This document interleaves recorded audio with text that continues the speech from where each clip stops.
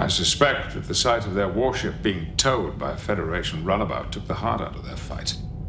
We're not done with the Cardassians yet. Not with the strategic importance of that wormhole. Well, you've put Bajor on the map, Commander. This will shortly become a leading center of commerce and of scientific exploration. And for Starfleet, one of our most important posts.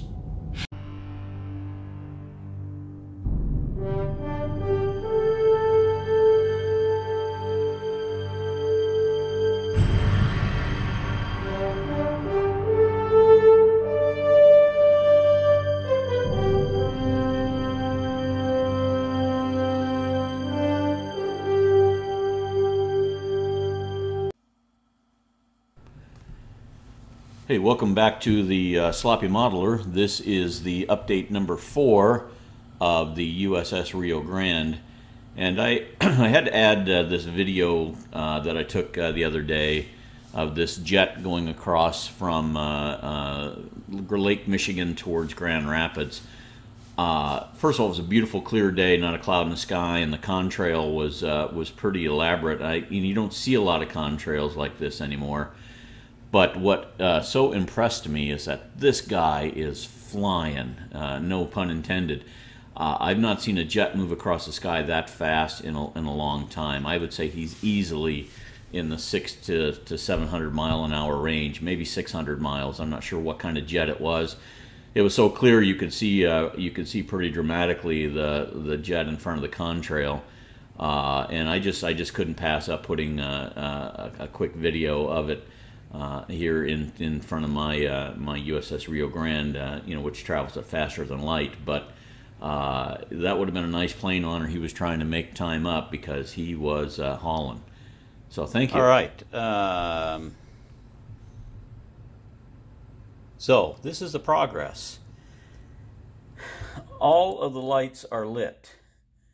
So that's why I'm using the handheld here. So you can see how nice and white and bright those white lights came on for the windows, like here and here, and definitely in the cockpit. I think that looks awesome when that's lit up. Then the Bassard collectors are lit, along with my green nav on that side, and the white anti-collision, the green nav, and the yellow thrusters are lit.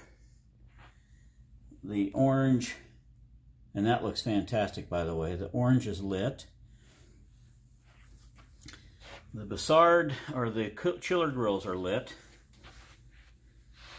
That red impulse engine is lit. The two lights in the back for the torpedo launchers are lit.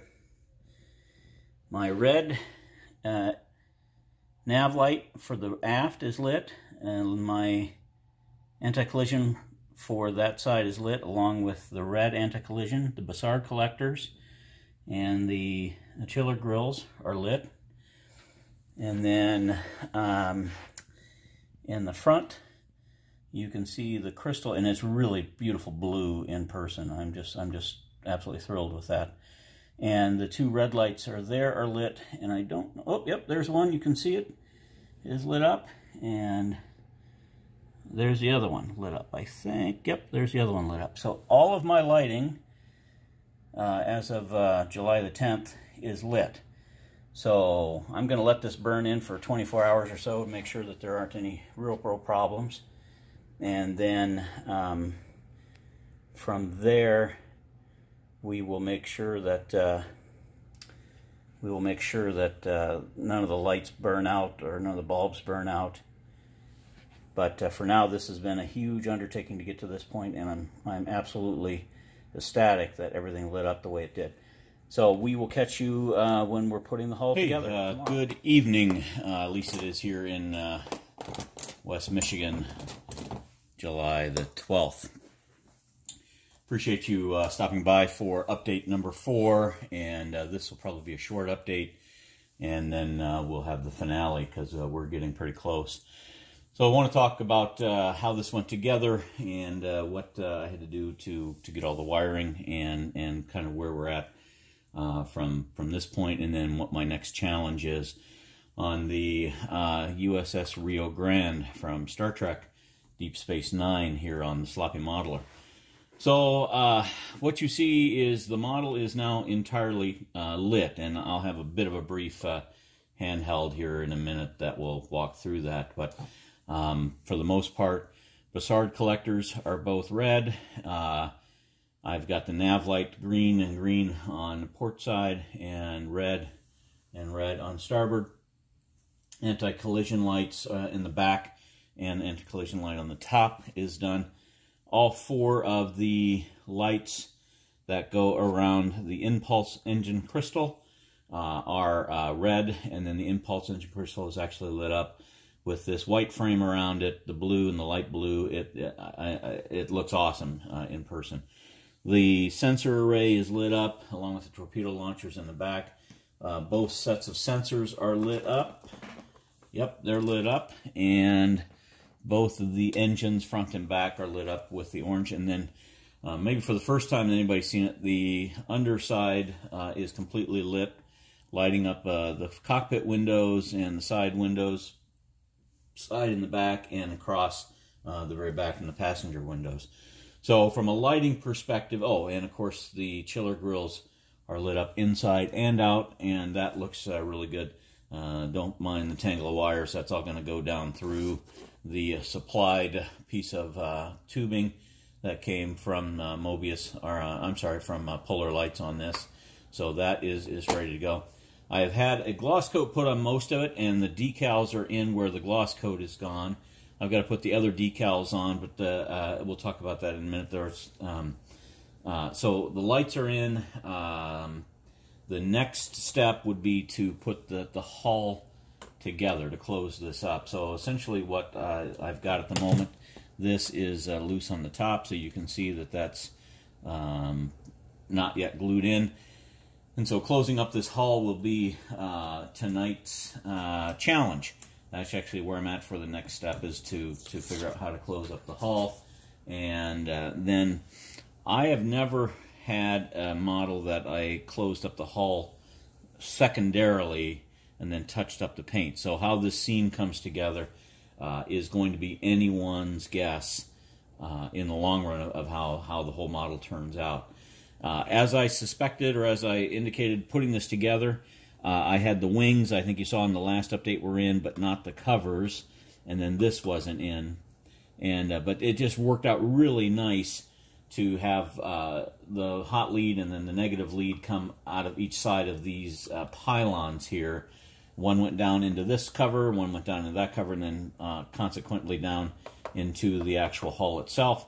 So I was able to glue both of these down first, and then this settled in, glued that in, and it's in there, and I'm really excited about the way that turned out. It really came out nice. It's solid. It's stuck on there in good shape, and for the most part, we are ready to move on. So the next step is to close up the hull. Once that's closed up, run the wiring through again the tubing, and then put it onto a certain base. I've already showed you the switches, and I'm not going to pull those out. But in the base, I have to wire in the switches, and I have to wire in the nav strobe into the base. And what I haven't figured out yet, what I haven't done, is the actual base yet. So I don't know what I'm going to put that on. I'm going to spend some time this weekend looking at what's out there, what's available, and that will help me to figure out how to mount this. I'm going to use again a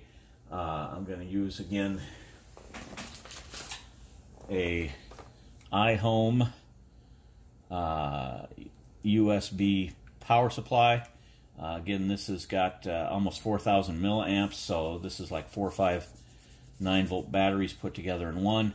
And what I'll do is I'll wire that in, and I'm excited about using that. So that'll look good, and I'll put that into the base for power. All of this brightness from the lights here and here all run off of 4.5 volt. That's what my power supply is that comes into this. So so that's exciting. And then after the decals go on, so I've got a decal across the front. I've got the arrow decal that's going to go down along this stretch here, and then on the other side the pennants, and then the names on each side, and then a few other details. There's not a lot to this. There's a few, but we'll put some of that, and there's a bit of extra striping and so forth I have used microset and microsol to get these to bend over all of these corners, and there's one across the top. And then on the bottom, and we'll see if we can do this, kind of the same thing. So microset to drop all these in to get them to stick, and then microsol. And I added this little sticker here because, or little decal here in the back, because I think it just looks nice.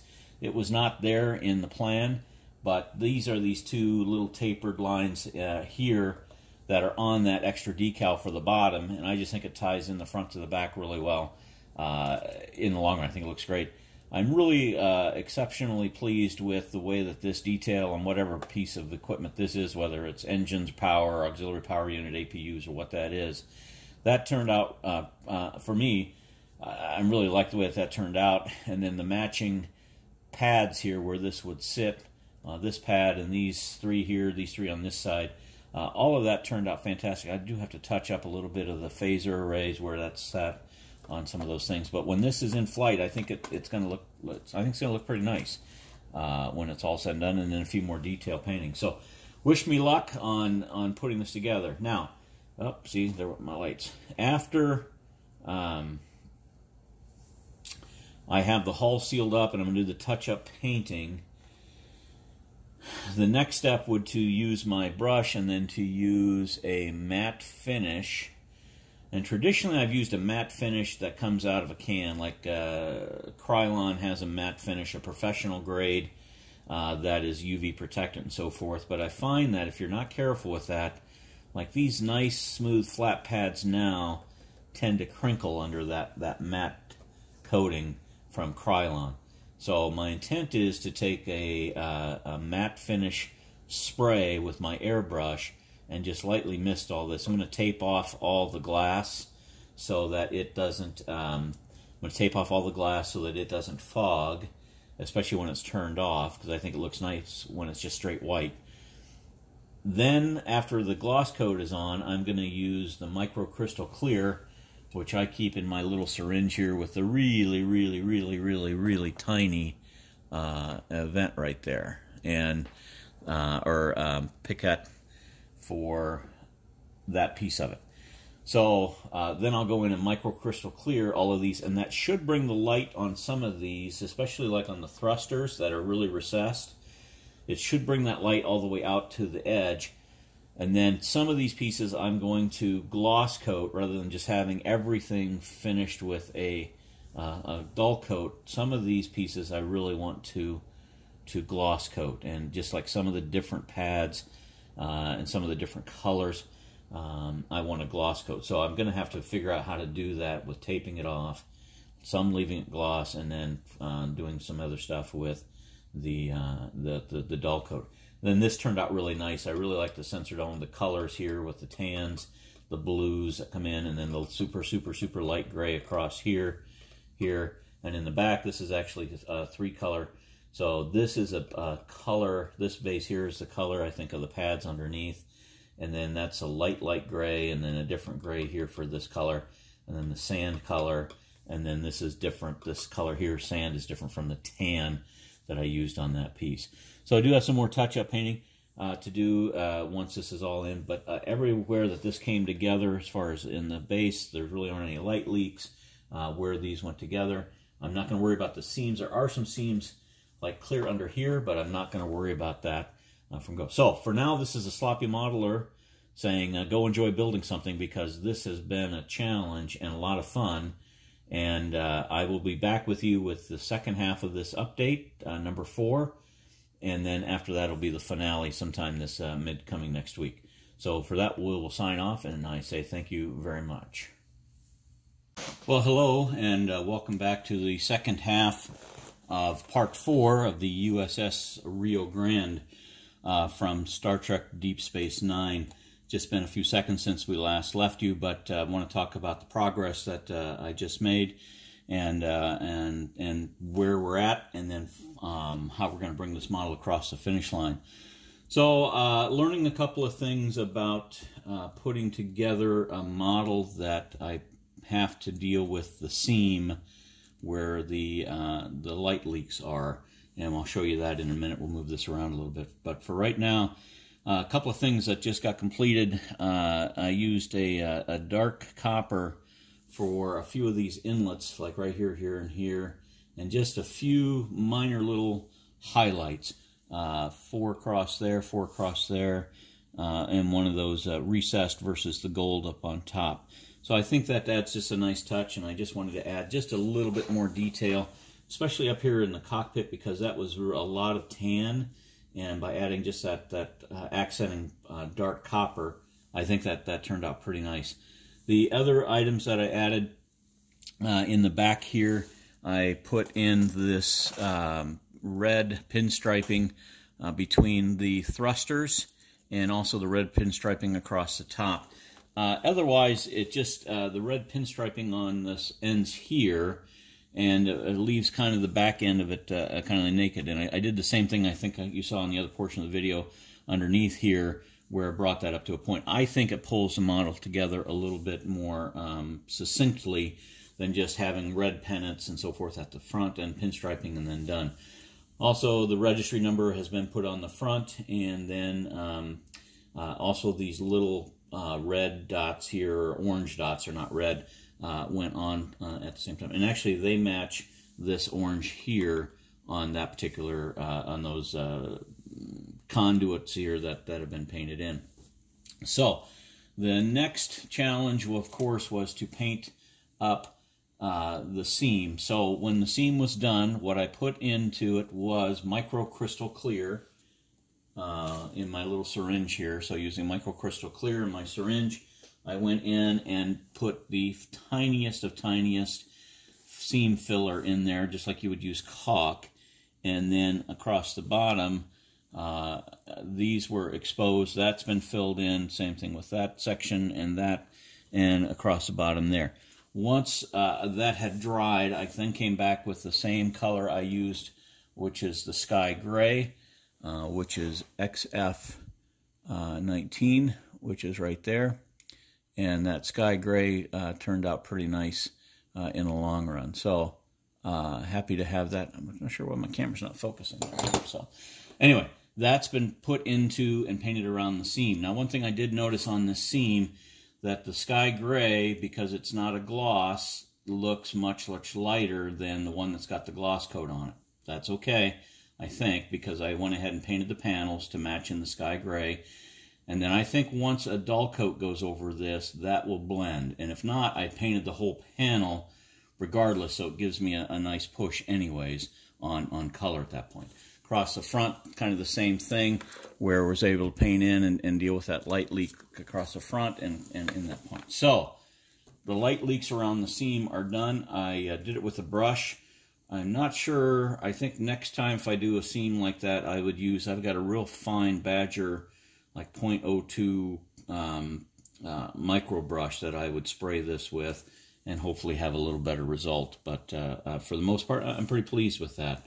The other things that went on board were these pieces here, which kind of wrapped the ship all the way around. On the bottom, that's the same color, so that's been wrapped around. I'm not pleased with the fit here and here. I might work on that a little more, but I might use a seam filler and then paint that in, noticing how that is coming together. All this detail is done on the bottom, which is nice. And then also, again, I call it a turnbuckle or whatever this thing is here. It just reminds me of wrapping a steel cage with an exterior steel piece. So those have been glued in and put in. And essentially this model is complete as the model itself, except for I'll actually be adding these here probably after the dull coat, because I think that's just going to be easier to do. But those are going to fit there. And that actually looks pretty nice. I like the way that's going to turn out, especially with the tan and then the yellow thruster here again, the way that's put in. So that will fit in like that, and then the other side the same way. And those two pieces will wait till the very end. Otherwise, I'm sure I'm going to snap those off. The next step is the USS Rio Grande pennants, and those will go down the side here. Something like that, one on each side. And I'm waiting for this paint to dry up a little better, and then I'm going to spray a quick gloss coat just in this section spray a quick gloss coat just in this section here in order to have that adhere a little nicer. The rest of this is laid in really well. I need to put some microsol to have that sink down into those joints there. Same with that one. I haven't had a chance to do that. That's probably next. And then from that, it is wiring up the base with my switches and putting in the power pack, which I've got the power pack ready to go. What I'll do is I'll snip off the end of this USB cord here, and that becomes my power feed to all of this, and then along with the switches. And I think I mentioned, you saw in my in the Viper that I did, the Colonial Viper from Mobius, that these turn on when you have a signal come into it. So you don't have to button that turns this on and off. It actually comes on automatically, and as a result of that, it works great for switches, because a switch will lead to this. You don't have to reach underneath it and turn it on, turn it off. It actually responds just by plugging something into it. So that is the, I got these at Big Lots for, I think, $7 a piece, so that's a nice deal for that, that cost. All in all, I have been very pleased with the way that this has come together, especially with all of the paint and all of the different colors and the hulls and all that. And then, of course, I think what I'll do is use a wash. Although these panel lines do already stand out really nice, but maybe some back in here and along the lines, and maybe on the nacelles, that could use some of that. A little bit more paint touch-up to do here and there, and then a dull coat after I get the decals put on and side pennants put on, and then we will be ready to mount this, and we will have almost a completed model. So with that, this is the end of part 4, and what we'll be back with is the finale, or the reveal of the final model. So with that, thank you for watching, thank you for subscribing, thank you for liking the video and sharing it. It helps me out tremendously on my channel to grow it, because I hope people learn from this. I've learned every step of the way on this particular model, so that's a good news. And we will catch you next time. Thank you.